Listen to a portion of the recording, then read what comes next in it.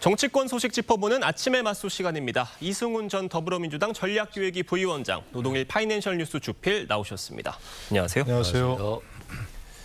추석 연휴 내내 여야가 뜨거운 공방을 벌였던 이 대통령의 예능 출연을 놓고 여진이 이어지는 모습입니다. 여야 목소리 들어보겠습니다. 이재명 대통령 내외의 냉보의 출연은 K푸드 세계화를 위한 전략적인 선택이었습니다. 민족의 대명절에도 정쟁에 불을 지핀 국힘은 차라리 당명을 국민의 짐으로 바꾸십시오. 제발 냉장고가 아니라 관세를 부탁합니다. 무분별하게 재정 퍼주기로 국가 살림도 거덜나기 일보 직전입니다. 국민의 삶을 챙기기 바랍니다. 민주당에서는 연일 이재명 대통령의 예능 출연은 문제가 없다, 할 일 다 하고 간 것이고 K푸드 홍보 목적이었다라고 설명을 하고 있지만 야당에서는 그게 아니라 내용도 내용이고 시간, 그러니까 이재명 대통령이 그 시간에 예능을 찍는 게 과연 맞느냐. 행정부 수반으로서 재난수습에 최선을 다하고 있었어야 할 그 시간에 예능을 촬영하러 간 게 과연 맞느냐. 라면서 좀처럼 납득을 못하고 있는 상황입니다. 결과적으로 여권이 이 논란을 연휴가 끝날 때까지 수습을 못한 모양새가 됐어요. 글쎄요, 대통령도 예능 출연할 수 있고요. 예. 그동안 대통령 다 했지 않습니까? K푸드 홍보 좋지요. K푸드 세계화 누가 뭐라 그러겠습니까, 그거를. 그러나 우리가 항상 얘기할 때 때와 장소를 가려야 한다는 얘기 하지 않습니까? 예. 우리가 결혼식장 가서 무슨 슬픈 얘기 하지 않고 장례식장 가서 행복해서 웃지 않지 않습니까? 예. 그런 걸 하는데 지금 그 때가 언제입니까? 국정자원 화재로 온 나라가 마비됐었던 때 아닙니까? 정말 국가 초비상사태인데 그 대통령도 밤샘 작업을 해서 복구하라 이렇게 지시하고 그럴 때인데 그 시간에 예능 출연을 한다? 이건 좀 아니죠. 그러니까 예능 촬영이 만약에 예정돼 있었다면 막 추석을 겨냥해서 이렇게 했던 거 아니겠습니까? 예. 그러니까 그때는 연기했어야죠. 그리고 그걸 지금 예능 촬영이 예정돼 있었는데 우리가 좀 이런 국가 비상사태에서 그 촬영이 어렵다. 그래서 연기했다. 지금쯤 했다면 예. 얼마나 국민들이 박수를 쳤겠습니까? 근데 그거를 사실은 민주당에서 이거는 옹호할 게 아니고 그런 점은 좀 부적절하지만 이라는 그런 전제를 하고 얘기해야 되는 거죠. 무조건적으로 국민의힘을 비난하고 나설 그런 건 아니라고 생각합니다. 야당은 당연히 할 일을 하는 것이고 그런 데 대해서 예. 여당도 어지간한 부분에서는 좀 양보를 하고 인정할 거 인정하고 그렇게 나서야 한다 생각합니다. 자, 지금 민주당에서는 이런 목소리까지 나왔습니다. 대통령실이 초기 대응을 좀 잘못한 게 아니냐. 그러니까 강유정 대통령실 대변인이 처음 이 문제가 제기됐을 때 대통령의 그날의 행적을, 28일의 행적을 타임테이블을 소상히 밝혔으면 이 지금 사태가 이렇게까지는 커지지 않지 않았겠느냐라는 아쉬움도 좀 나왔어요. 아쉬움은 좀 있죠. 예. 대통령이 잘못한 것도 아니고 예능 출연이라고 하는 것이 국민과의 소통의 방식이고 때와 장소를 가리라고 하는데 실은 출연 시기와 방송 시기간이 다르기 때문에 예. 실제 추석에 국민들과 소통하기 위해서 불가피한 측면이 있습니다. 다만 이런 것들이 K푸드를 알리고 국민과 소통하는 것이기 때문에 당연히 촬영 시점을 알려도 되는 것이거든요. 그런데 이걸 좀 불편해했던 모양이에요. 그것들이 오히려 좀 오해를 샀다는 측면에서는 좀 미숙했다는 것은 맞고요. 다만 이게 이제 어느 정도의 문제제기는 할 수 있다라고 봅니다. 야당으로서. 그럼에도 불구하고 추석 내내 이것에 대해서 마치 대통령이 거짓말을 한 것처럼 잃어버린 48시간 이런 얘기들을 하면서 자꾸 너무 정쟁화하는 것들이 정말 국민들 눈에 보기에는 좀 심했다라고 생각되고요. 이런 것들이 너무 많이 되면요. 국민들이 정말 피로감을 많이 느낍니다. 저도 추석 내내 좀 시청자 입장에서 바라봤는데 예. 좀 너무 심하다 이런 생각을 가졌거든요. 좀 일할 것에 좀 집중했으면 좋지 않겠나 싶습니다. 지금 말씀해 주신 것처럼 이재명 대통령의 예능 출연 논란, 추석 연휴 내내 여야의 평가는 평행선을 달렸습니다. 상반된 입장이 계속 이어졌는데 가장 중요한 건 국민들이 어떻게 봤을지겠죠. 국민들의 눈에 어떻게 비쳤을지. 추석 민심은 어떤 영향을 미쳤을 것으로 보십니까? 글쎄요, 정확하게 측정할 수는 없는 거고 예. 제 혼자서 느끼는 것을 가지고 추석 민심 이렇게 얘기할 수는 없는 건데 예. 아무래도 이런 부분에서는 긍정적인 평가는 안 나오지 않겠습니까? 어렵지 않겠습니까? 부정적 영향이 있을 거라고 생각을 하고요. 예. 오늘이나 이제 여러 여론기관에서 조사기관에서 나오겠지요. 나오는데 그게 문제가 아니고 사실은 대통령의 행적이라는 것은 지나고 나서 미리 밝힐 수는 없는 거 아닙니까? 경호상. 예. 근데 지나고 나서는 정확하게 다 밝혀야 하는 거 아닙니까? 시간 순서대로 9월 26일 6시, 오후 6시경에 화재가 났습니다. 국정자원에서. 그래서 나라가 마비되었습니다. 9월 29일 그 당일날 8시경에 대통령이 귀국을 했고요.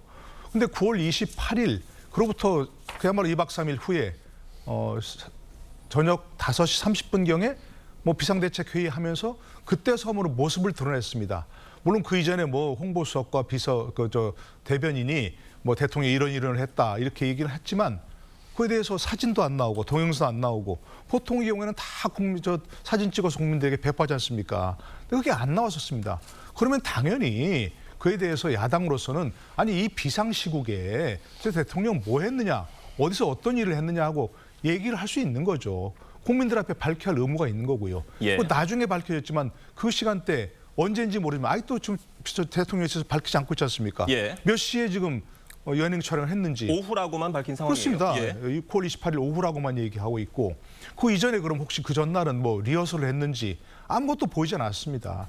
그렇기 때문에 이 부분은 대통령실이 타임테이블별로 정확하게 밝히면 되는 일인데 그게 아니고 의혹을 제기하는 국민의힘 의원들을 갖다 고소 고발하고 이게 되는 일입니까? 말이 안 되는 거죠.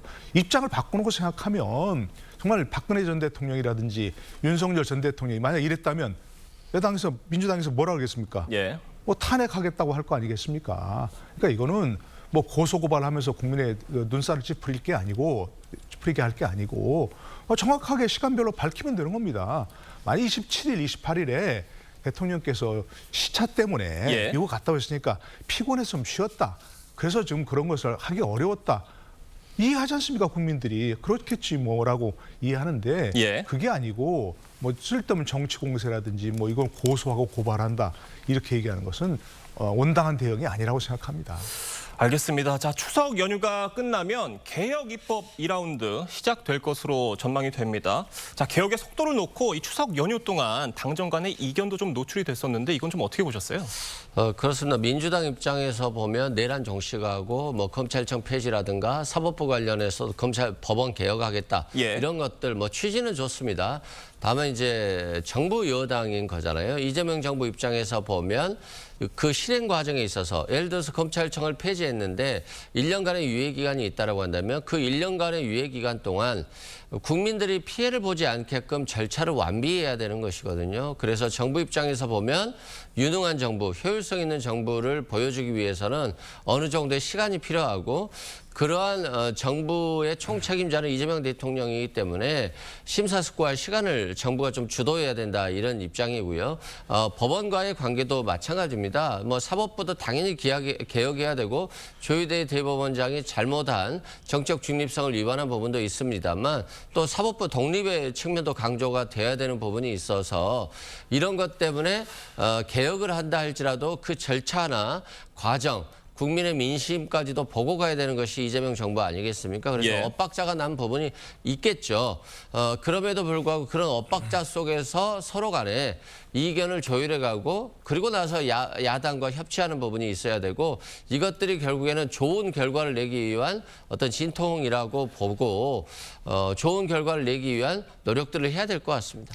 자, 말씀해 주신 그런 당과 대통령실 간의 엇박자 때문인지는 몰라도 민주당 정청래 대표에 대한 이른바 개딸, 그러니까 강성 지지층의 마음이 조금 돌아선 게 아니냐 이런 분석도 나오고 있습니다. 그러니까 정청래 대표의 유튜브 구독자 수가 조금 줄었고 어떤 댓글 양상도 조금 바뀌었다는 건데 이 부분 어떻게 보세요? 뭐 당과 대통령실 또 당대표와 대통령의 입장은 다를 수 있는 거고요. 예. 의견 차이가 있을 수 있는 거죠.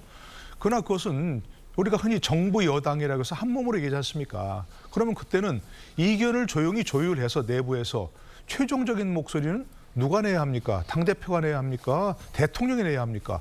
대통령의 목소리로 최종 목소리가 나와야 되는 거죠. 예. 그 대통령이 이건 속도 조절을 강조하고 국민들이 모두 납득할 수 있도록 하자라고 얘기했는데 당대표는 자꾸 엇박자를 내지 않습니까? 전 처음에 그것들은 이게 또 역할 분담이라고 한 사람은 뭐 굿캅, 한 사람 배드캅 이렇게 예. 그런 거 아닌가 싶었는데 이게 아닌 것 같아요. 예. 대통령께서 저 유엔에서 연설하는데 그 시간에 당대표는 자기가 주최하는 세미나를 열어서 대통령 주변에 동맹파가 너무 많다. 정리하라. 이런 식으로 얘기하는 게 말이 됩니까 이게?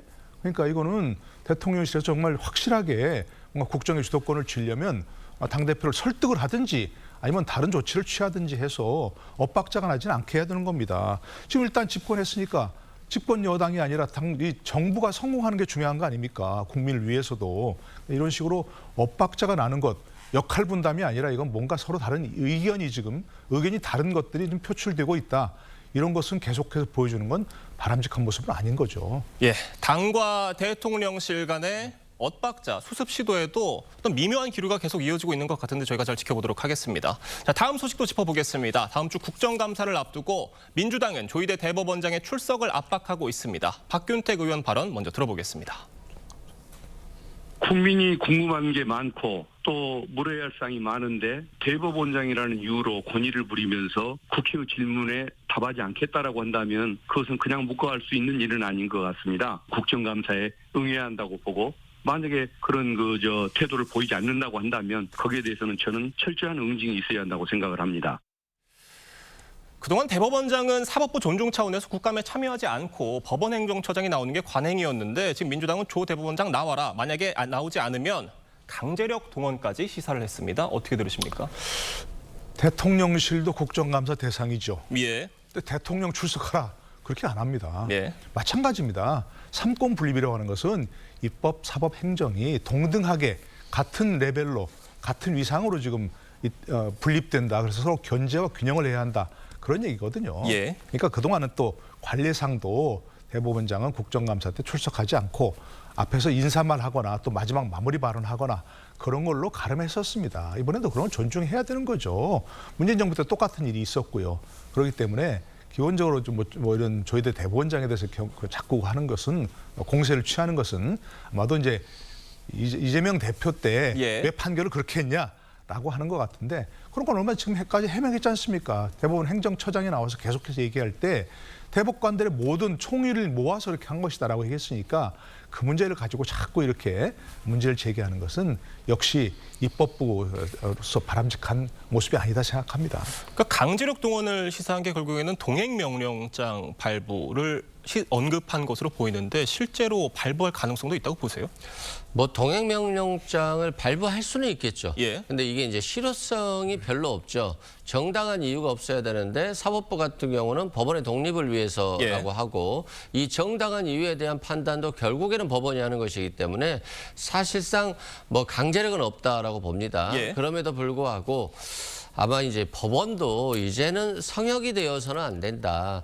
법원도 전직 대통령들에 대해서 다 구속시키고 또 윤석열 전 대통령에 대해서도 구속영장을 발부하고 구속도 취소를 하기도 하고 이렇게 법원의 권한은 막강해진 마당에 또 행정부 권력이라고 하는 것은 집권만 끝나면 허망하게 구속되는 상황이거든요. 지금 입장에서 보면 물론 국민의힘 사정이지만 그런 측면에서 그만큼 국민의 눈높이가 성역이 없어지고 있기 때문에 대법원장이라고 해서 사법부 독립만 이유로 내걸면 모든 것이 면피가 되는 그런 상황도 저는 그렇게 좋지는 않다고 보거든요. 그래서 지난 대선 과정에서 야당 후보를 교체할 수도 있는 그만큼의 강력한 무기가 대법원에 있다는 것을 확인했기 때문에 또 그만큼의 무기가 있다라고 한다면 견제의 대상도 돼야 된다는 측면에서 국민 앞에서 어느 정도 국민들의 궁금한 것에 대해서 답변할 필요도 충분히 있지 않겠나. 시대가 많이 변하고 있다. 이런 생각이 듭니다. 알겠습니다. 국정감사 출석 여부가 주목되는 또 한 사람이 있죠. 김현지 대통령실 제1부속실장입니다. 김 실장을 두고 여야 신경전이 거세지고 있는데 관련 얘기 들어보겠습니다. 오랫동안 이재명 대통령을 모셔왔던 측근인 김현지 총무비서관을 불러내서 그 과거의 문제를 가지고 정쟁과 공세를 하겠다 이런 야당의 의도가 너무 명확히 보이는데 국감에 안 내보내려고 한다든가 그런 일이 전혀 없습니다. 그건 지켜보시면 될 일입니다. 김현지 비서관이 나오는 게 먼저 아닐까요? 김현지 비서관을 출석시키는 것이 국민들이 무엇보다 지금 바라는 일이라는 것을 말씀드리겠습니다. 국감이 다음 주 시작입니다. 코앞으로 다가왔는데 김현지 제1부속실장에 대한 출석 여부에 대해서 지금 여권 내에서 명확히 정리가 되지 않은 것 같아요. 이유가 뭐라 보십니까? 아니 지금 정리가 되고 있죠. 국회에서 요구하면 조건이 국회에서 붙어 부르면 있어요. 근데 이제 국회가 부른다는 것은 국민이 마음대로 되지 않죠. 민주당이 동의가 민주당이 필요한 동의해야 상황으로 되는데 보입니다. 민주당이 동의 안 할 건 명백하기 때문에 그건 뭐 전 명확하다고 생각을 하고요. 글쎄 저는 이게 그냥 진짜 전형적인 긁어부스럼이라고 생각합니다. 처음부터 아무 소리 하지 않고 예. 그냥 부속실을 대통령 비서실을 기관 증인으로 채택을 하면 비서관들 다 나와야 되는 거 아닙니까? 그동안도 나왔고 총무비서관이 다 나왔고 그 조용히 했으면 누가 거기에 대해서 김현지 현재 비서실장에 뭐 그런 관심 갖겠습니까? 그때 총무비서관이었죠. 근데 그걸 김현지 총무비서관을 콕 집어서 못 나온다 얘기를 하니까 도대체 왜 뭐냐 이분이 라고 얘기하지 않습니까? 그게 계속 지금 긁어부스를 만들어서 지금 완전히 언론에서 완전히 도배하고 있지 않습니까? 그러니까 이거는 국감 출석 여부를 떠나서 과연 그 위상이 어떤지 이거에 대한 국민 관심을 돋운 그런 긁어부스럼이라고 생각합니다. 알겠습니다. 김현지 부속실장 출석 여부 어떻게 보십니까? 제가 정전에 말했잖아요. 예. 대법원장도 이제 성역이 없다. 그래서 김현지 비서관 같은 경우도 뭐 당연히 국민 앞에서 나와서 얘기하면 될 것 같은데 예. 문제는 이제 국민의힘이 그렇게 증인으로서 요청한다라고 했을 때 그럼 뭘 물어볼 것인가. 총무 비서관을 하면서 인사나 예산에 있어서 문제가 있는 걸 물어보는 것은 맞겠죠. 그런데 과거에 무슨 대학교를 나왔냐, 무슨 고등학교를 나왔냐, 이런 것들에 대해서 또는 뭐 성남시장 시절에 뭐 했냐, 이것들은 실은 물어볼 만한 사안 자체가 아니거든요. 그래서 예. 국민의힘이 정말 김현지 비서관이 소환해서 증인으로서의 질문할 기회가 필요하다고 한다면 뭘 물어볼 것인지에 대해서 어느 정도 좀 소명도 하면서 여당을 좀 설득해야 되지 않을까 이런 생각은 듭니다. 알겠습니다. 여야 공수가 뒤바뀐 이재명 정부 첫 국감 다음 주에 시작이 됩니다. 잘 지켜보도록 하겠습니다. 두 분 말씀은 여기까지 듣겠습니다. 감사합니다.